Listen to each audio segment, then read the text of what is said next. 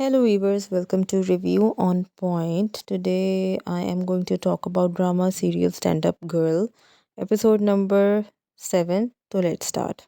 Well, it was yet another very enjoyable, बहुत ही ज़बरदस्त episode जो स्टार्ट ही वहाँ से होती है जब जो बड़े मामू होते हैं वसीम बुलबुला साहब वो अपना दरवाज़ा खोलते हैं और वहाँ पे उनके कोई नेबर होते हैं और फिर वो जो जुगतबाजी का एक सिलसिला स्टार्ट होता है इनका उनके साथ वो होता है। खैर वो आए हुए होते हैं छोटे मामू सलीम मामू को बुलाने के लिए कि उनका कोई जानने वाले आ रहे हैं, तो उनको वो सर्विस देते हैं अपनी। जिसके वे पहले तो जो सलीम मामू हैं वो थोड़े से बीइंग निकम्मा वो थोड़ा बहाना बनाते हैं कि मैंने भांजी को छोड़ने जाना होता है सुबह को और शाम को लेने जाना होता है। खैर वो मानते नहीं हैं नेबर और किसी तरह उनको कन्विंस कर लेते हैं, लेकिन सलीम साहब तो सलीम साहब हैं, छोटी सी बात पे बुरा मना लेते हैं और एकदम उनका दिमाग घूम जाता है और यहाँ पे हाथापाई शुरू हो जाती है, गुस्सा शुरू हो जाता है। खैर बड़े भाई बीच में पड़ते हैं और सलीम साहब को अंदर करते हैं और फिर उनको कहते हैं कि खुदा के लिए तुम कुछ कमाना शुरू कर दो, मैं अकेला कमा कमा के थक गया हूँ। इसी असना में जो हमारे नाना मियाँ हैं ख़ान साहब वो भी आ जाते हैं और वो भी यही बात करते हैं कि भई एक मौका मिल रहा था रोज़ी कमाने का तो तुमने उस पे भी लात मार दी है, हमें भी लोग पता नहीं क्या-क्या कुछ कहते हैं। वो भी उनके ऊपर ही बरस पड़ते हैं और इसके ऊपर वो कहते हैं कि अच्छा मैं अपना चूल्हा अलग कर लूँगा, मैं इस घर से चला जाऊँगा, दिस एंड दैट।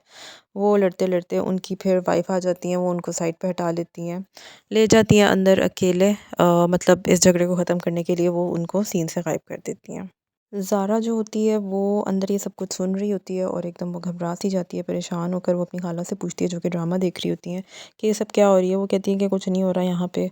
सड़ के कहती हैं कि तुम आराम से बैठ जाओ, कुछ इतना खास नहीं हो रहा। और तुम्हारी वजह से ही उसको टॉन्ट भी कर रही होती है कि तुम्हारी वजह से ही लड़ाई हो रही है, क्योंकि पहले ही रोटी यहाँ पे कम थी तो एक तो तुम आ गई हो, दिस एंड दैट, इस तरह की बातें करती है। खैर वो जेनुइनली परेशान होती है।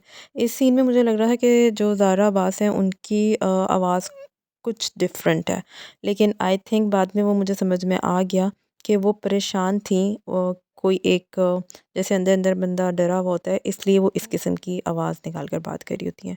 थोड़ी देर बाद जो है उनके नाना मियाँ भी आ जाते हैं और वो उनसे पूछते हैं कि हम देखने में आया था कि तुम कहीं परेशान तो नहीं हो गई इस शोर शराबे से, और इस घर में तो ये सब कुछ चलता ही रहता है। वो उसको चिल करके चले जाते हैं। ज़ारा के लिए ये सब कुछ बहुत नया था, ये लड़ाई ये शोर शराबा, क्योंकि अब जब से वो यहाँ पे आई है यहाँ पे तो सारे शुगल मिले पे ही लगे रहते हैं। खैर दूसरी साइड पे हमने देखा है कि जो सलीम मामू होती हैं उनकी वाइफ उन्हें साइड पे बिठाती हैं, उन्हें पानी शानी पिलाती हैं, उनको समझाती बुझाती हैं, प्यार प्यार से समझाती हैं, रोना बंद करो, ये करो, इस तरह की हरकतें मत करो, इस घर से जाने का नाम ना लेना, इस तरह से बात करती हैं। तो वो रिलैक्स हो जाते हैं और चिल हो जाते हैं। जबकि हिना जो होती है वो ज़ारा को ये सब कुछ बता रही होती है कि सलीम वैसे तो बहुत अच्छा है, लेकिन जब उसे गुस्सा आता है तो वो हकलाना शुरू कर देता है। हकलाना मीन स्टैमर, और इस वजह से फिर उसका मजाक उड़ता है, जिसकी वजह से वो इस तरह से हाइपर हो जाता है। और वैसे वो अच्छा है, बस कमाता नहीं है, घर के बड़े अच्छे काम कर लेता है। तो छोटे मामू सलीम की सारी इन्फॉर्मेशन हिना खाला जो है वो ज़ारा तक पहुंचा देती है। ज़ारा काफ़ी टच भी होती है। एनीवे इसके बाद सबसे एपिक सीन आता है इस एपिसोड का कि बंदा हंस हंस के पागल हो जाए। जो वसीम बुलबुला साहब होते हैं वो अपने लास्ट नाइट के गेटअप में ही सो रहे होते हैं, जो कि मैजिशियन का होता है, और उनकी वाइफ वहाँ पे आई थिंक प्रेस कर रही होती हैं कपड़े, तो आयरन कर रही होती हैं कपड़े। तो वो जैसे ही अपने ऊपर से ब्लैंकेट उठाते हैं तो इनकी चीखें निकल जाती हैं और वो भी इस तरह से हड़बड़ा जाते हैं कि चीखी क्यों है। और फिर वो कहती हैं कि मुझे तो कुछ हो जाना था, आप कम से कम कपड़े तो रात को आके चेंज कर लिया करें, दिस एंड दैट। और इन दोनों की जो आपस में फिर जुगतबाजी लगती है वो एक अलग ही लेवल होता है।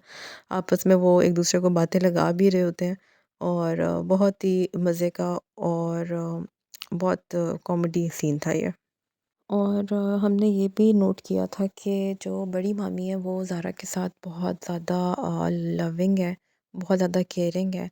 अम, उसको अभी भी वो यूनिवर्सिटी जाने से पहले लंच पैक करके देती हैं। हालाँकि घर में खाने को है कुछ नहीं, लेकिन फिर भी वो उसका पूरी तरह ख़्याल रखती हैं।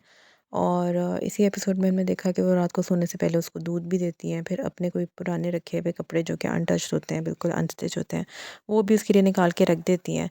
ज़ारा उनकी मोहब्बत को आई थिंक अच्छे तरीके से रिएक्ट करती है, लेकिन जब वो नहीं मानती तो फिर वो थोड़ा-सा रूडली बात करती है कि शायद अब वो मान जाए, लेकिन फिर मामी तो मामी है। वो फिर भी अपने कपड़े वहाँ रख के ही जाती हैं वहाँ से। तो ये एक इनके बीच का बहुत ही प्यारा-सा रिश्ता क्रिएट होता हुआ नज़र आ रहा है। ये भी नज़र आ रहा है कि ज़ारा थोड़ी-थोड़ी कंसर्न हर रिश्ते से यहाँ पर होती जा रही है। ये एक अलग बात है कि जब वो उस दिन यूनिवर्सिटी पहुँचती है तो वो जाके वहाँ से हॉस्टल की सारी इन्फॉर्मेशन भी लेती है, लेकिन हॉस्टल उसको महंगा लगता है, 55,000 फ़ी पे करनी होती है, इसलिए वो फ़िलहाल इस इरादे को कैंसिल कर देती है। इसके अलावा एक और सीन भी बहुत इम्पोर्टेंट था, जहाँ पे नेक्स्ट डे सलीम मामू जब इसे ड्रॉप करने जा रहे होते हैं तो उसको वो अपोलोजाइज़ करते हैं कि रात को जो हुआ वो सब मेरी वजह से हुआ और तुम उस चीज़ के लिए परेशान मत होना। और दूसरी तरफ ज़ारा भी उनसे कंसर्न शो कर रही होती है, बड़ी तमीज़ से बात कर रही होती है, क्योंकि उसको इन स्टोरी इनकी पता चल गई है कि इनका इशू क्या है। इन द एंड ये बड़ी बहुत टची सी बात लगी मुझे, जहाँ पे वो कहते हैं कि तुम बड़े-बड़े घरानों के बच्चों के साथ बैठ के पढ़ती होंगी, तो तुम उनको मत बताना कि मैं तुम्हारा मामू हूँ जो रिक्शा ड्राइवर है। तुम उन्हें कहना कि तुमने रिक्शा लगवाया हुआ है, जिसके ऊपर ज़ारा भी बहुत अलग तरीके से रिएक्ट करती है कि मतलब वो एकदम करती है कि क्यों मैं उनस मतलब क्यों इस तरह क्यों कह रहे हैं आप? तो वो कहता है अच्छा थोड़ी लगता है कि तुम इस तरह से मेरा इंट्रोडक्शन कराओ कि तुम्हारे रिश्तेदार कोई रिक्शा चलाने वाले हैं। तो ये एक सीन बहुत अच्छा था। यहाँ पे भी हमें पता आइडिया होता है कि मतलब जो ज़ारा है वो इन सारे रिश्तों से थोड़ा-थोड़ा अटैच होती जा रही है। दूसरी इम्पॉर्टेंट बात इस एपिसोड में ये हुई कि कबीर और ज़ारा की फाइनली एक अच्छे नोट पे बातचीत स्टार्ट हो गई है, और ज़ारा को उसका गाना बहुत पसंद आता है जो वहाँ वो कैफ़े में गा रहा होता है, और ज़ारा का मूड आज शायद बेटर होता है, तो इस वजह से वो उससे जब बात करने की कोशिश करता है कबीर, तो वो उससे अपने ही स्टाइल में बात करती है। तो यहाँ पे ऐसा लगा कि जैसे इनकी फ्रेंडशिप की स्टार्टिंग है यहाँ पे। इसके अलावा लास्ट सीन वही था कि कबीर का जो राइवल होता है, जो कि उसको फ़ेवर देने आया होता है, जिसने कबीर के गाने चोरी करके फ़ेम हासिल किया होता है, और यहाँ पे फिर इन दोनों की कैफ़े में हाथापाई हो जाती है। तो कल की एपिसोड का जो लास्ट सीन था वो यहाँ पे था।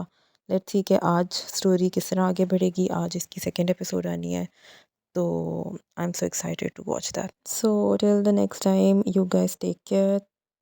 Subscribe my channel, like the video, share the video. Thank you.